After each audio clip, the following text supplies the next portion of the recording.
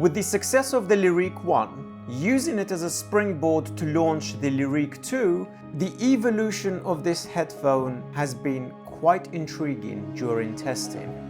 Hi, I'm CoGCO, welcome to ConvinceMeAudio. This is the Liric2 and there's a lot to discuss here. Some good, some controversial and some strange. Let's begin.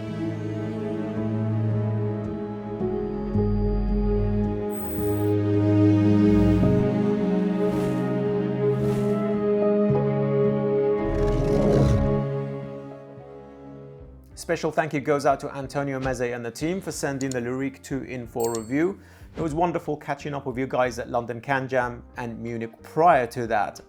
I always love our in-depth chat about the philosophy of hi-fi. It's quite intriguing how this company approaches audio. So, this is a familiar territory. This is the same faux leather style boxing for the Liric1, for the Liric2. And inside it feels as though nothing has changed. Same hard shell case, so let me dispense with this. This headphone will set you back depending on the region. In the United Kingdom, I just saw that it was £1,899, but I'm pretty sure it's a little bit cheaper than that elsewhere. Please check down below for the latest pricing. Zips a bit tight. Faux leather hard shell case, you can put this in a backpack. Velvet in lining, which is wonderful. Liric2 has changed quite a bit. So I'm gonna dispense with this hard shell case. This is one of my favorite designs.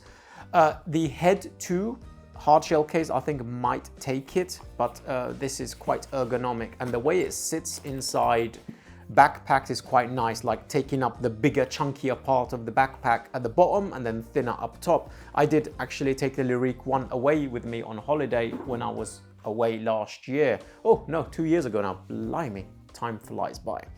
These are the headphones themselves. I'm going to place that over me. This is their premium cable that comes with the Liric2. Fortunately, still a 3.5, so you'll be able to use your own custom cables in 4.4. You also get the extra long 3.5 meter, 4 meter soft cable for the desk, but that is single-ended. Due to the fact that these are 3.5, they are very versatile in regards to cable swapping, so happy days.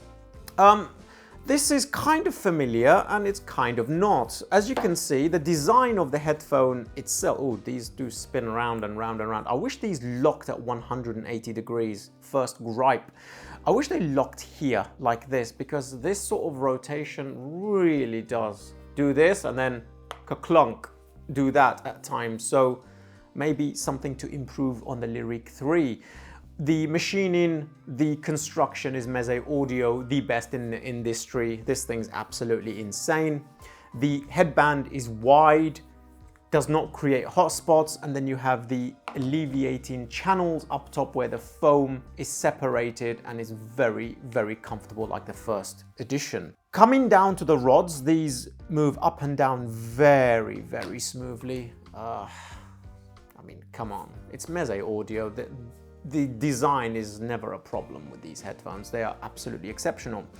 Okay, coming up to the first change, these ebony wood back covers makes the Liric2 a little heavier. There's a port at the back here. These sort of alleviate that sort of pressure buildup. Takes it from a closed back headphone that you can run around with everywhere, very underwhelming in its design look, so that it doesn't stand out too much on the tube and stuff.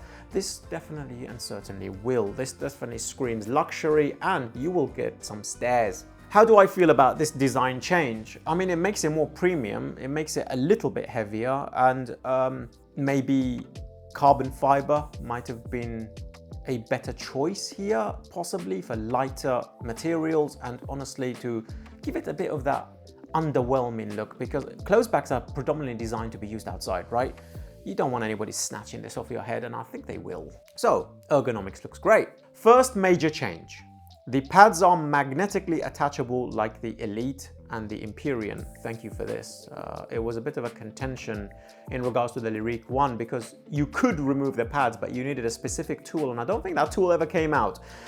Also, this is something really interesting, and this actually might have something to do with the certain problems I've been having. There is no longer a big waveguide hard shell between and at the back of the cups. This is a mesh material, like a screening material, and the pads are hybrid. These are PU leather and Alcantara on the inside. I'm going to place that over here. The drivers on this unit are the Renaro isodynamic hybrid array, arranged in Ukraine, I believe, if I'm not mistaken. And this is their MZ4. This is the latest addition to their driver line, so it gets assembled and tested there. Oh, that's really nice. Yeah, the attachment is a little bit more grippy than the Elite headphones, but yeah, that's... oh, Meze Audio knows how to build headphones. No creaks, nothing. Though I have been finding a little irksome problem with this unit, and that is the rotating cups, and sometimes, which is the very first for me for Meze Audio, these headphones slide up a little bit on my head. Not too much, but enough to feel the headphone on my head. Previously, they were a little bit more secure, so it could be just this unit. I mean, this unit was used as a demo unit at CanJam London. I did receive a brand new unit back in May, but I wanted an additional Liric to do some comparisons, as we will discuss in the sound section, because we have had a little issue. The actual 3.5 angled connections, I forgot to mention, is channeled up here like the Tungsten DS, so that cables, even thick adapted cables, stick here. Lovely. Okay, very good.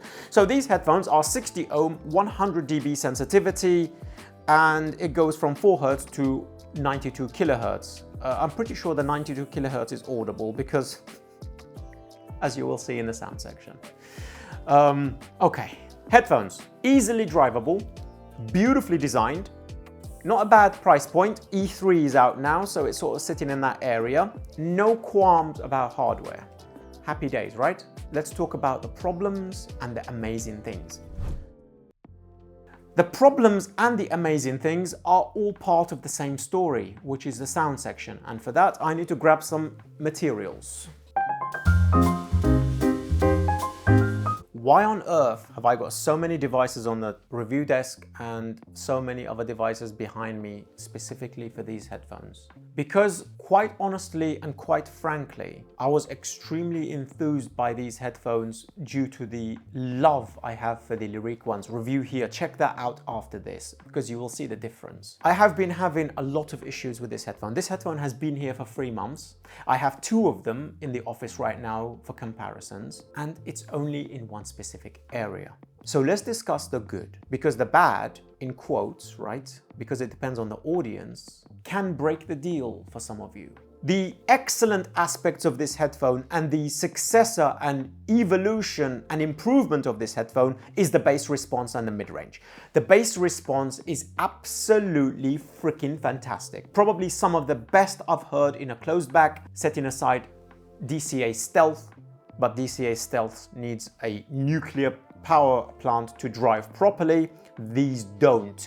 They are authoritative, huge sounding, absolutely bound to the instrument, so that if you're listening to huge percussion drums, if you're listening to a movie soundtrack, it seems as though the headphones are bottomless. Fantastic. Gritty, texturally rich, articulate, and resolving. Macro detail, fantastic. Micro detail in the bass response is excellent. Mid-bass punch is wonderful, like for electronic music, very dynamic. These new MZ4 drivers, the isodynamics, are an improvement in every way in this area. And that means it can articulate and translate on all of these devices. The Luxury and Precision P6 Pro, the M15 for the lower categories, the CMA18 Portable, and the Hugo 2 and To Go, let alone desktop setups if you fancy putting this on the desk. Great, 5 tigers out of 5, fantastic. Mid-range, the frequency response has been sorted out here. It's actually very good, very texturally rich, very present where vocals are concerned, very well detailed, so you don't miss the micro details of the crackle of voices, the chest rumble of male vocals. If you're listening to opera, the extension of the upper mid-range down to the mid-mids and then down to the lower mids, and then encompassing the upper bass response. Fantastic. Listening to Pavarotti, listening to various other types of artists in this genre is wonderful. Electric guitars, rhythm guitars, Nirvana, Catatonia, and a lot of these other bands with very heavy, very gritty guitars do a fantastic job. The articulation of the pickups, the amps that were used, the tube amps that were used, it's very present, very encompassing, and excellently supported by the bass response. If you're listening to tracks that reside in the upper mid-range down to the sub-bass, with some emphasis in the treble region in certain areas, you can actually have a wonderful experience. Mid-range bass response, absolutely an improvement over the OG by a significant margin. It's really good. Okay, so what are the problems? Because I'm afraid from here, things do a U-turn. The treble region of this unit have some of the biggest spikes I've heard on a headphone in a long time. This headphone, where tracks, well most of them probably do, reside in the upper mid-range, mid-mids and treble region, trying to be supported by the upper bass response, metal, certain classical, for my ears, I can only put up with 5 minutes before migraine kicks in. I don't quite know if it's because the driver itself doesn't have the cover and the waveguide that was used behind the pads, because the treble region is so bright, is so forward in certain areas. I actually get a migraine, a true headache. The only headphone that resembled this for me was the Aria V2 on solid state that wasn't driven well, and the new HiFiMan HE1000 SE. These types of headphones, I have to hunt for equipment to mellow them. So, this is what I meant by who it's for. There are certain members of you in the audience that genuinely have no trouble with treble. You might be okay with this. There are certain members of you that are slightly older and above 11 kilohertz, things seem to tail off a little bit and you're not too bothered. This might be okay for you. There are certain other audiences that love that transience and overly sharp edge. For classical music, this might be okay for you. But for most of you that want an all-genre bound headphone, smooth frequency response, balanced tuning, you will have issues like I do. This headphone's treble region, Meze team, I'm talking to you directly now, needs to be looked at again for the next iteration. I love the Liric headphones very much. I was very much looking forward to these.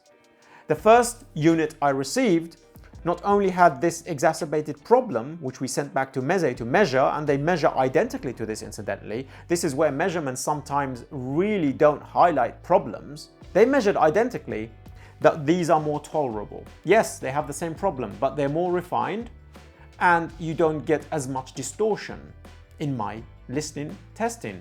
I've tested it on the Summit tier system here, on the reference system we use at CMA for pushing the boundary of drivers, with the Epsilon Idion DAC, the Poseidon and the Levante. The Levante mellows out 99% of headphones. Not here.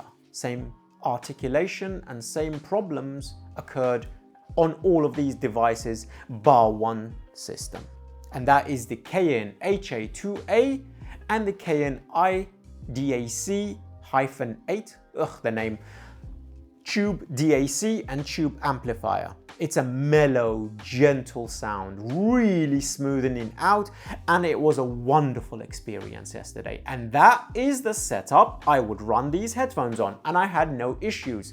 95% of my problems went away. So if you own something overly warm and overly soft, these headphones will be fine. Okay, let's break down the frequency response of this headphone very quickly with a track or two. So, Pirates of the Caribbean Live, the suite on Qobuz, I will link down below. This has 50 instruments and mastering is okay, it's pretty decent, and it will show and highlight in the upper mid-range and treble because all of these instruments collide together in the crescendo.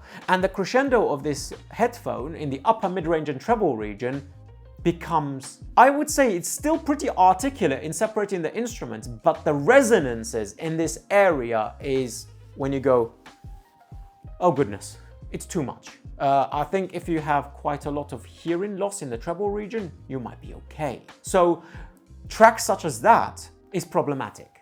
But what about the mid-range and bass? Well, the double bass, the Chinese drums, the vocals, operatic vocals, the crescendo of that in the mid-range, absolutely fantastic. No problems whatsoever. The separation, the stage, the openness, very good.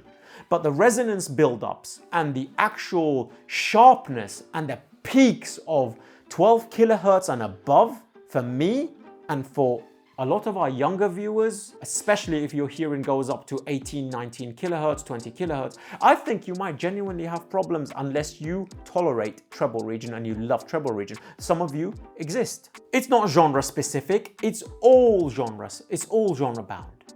Listening to Infected Mushroom, electronic music, which sometimes needs the air and the snappy, incisive transients of treble region, I still had problems. The KN-HA2A and IDAC, due to the way it mellows, softens, and gentles the headphone, is the only desktop system I would recommend this on for those of you like myself, and this defeats the point of a closed back unless you are at home and you want to block out the family, etc. So conclusion, Liric2, it may work for some of you, but it may be quite detrimental to others of you. A divisive headphone, I think that needs to be looked at again, especially in the treble region. Otherwise, the design is beautiful. It's an upgrade in every way. The resolution is higher. The transparency of the driver, cleanliness of the driver is higher. So it's a mixed bag. Judging by this review and others, make up your own mind whether this might be worthy of your consideration. And put in the comment section if you have these, if you listen to these, what was your experience? Let's actually share some comments in the community. If you like reviews such as these, consider joining Patreon, where you get early reviews, early impressions over at the private Telegram chat, you get early reviews on Patreon first, and you get to talk to me and ask advice. Otherwise, your like, your share is all I require from you. And consider subscribing if reviews such as these is what you're looking for. Until the next one, I'm Koji CEO. Peace.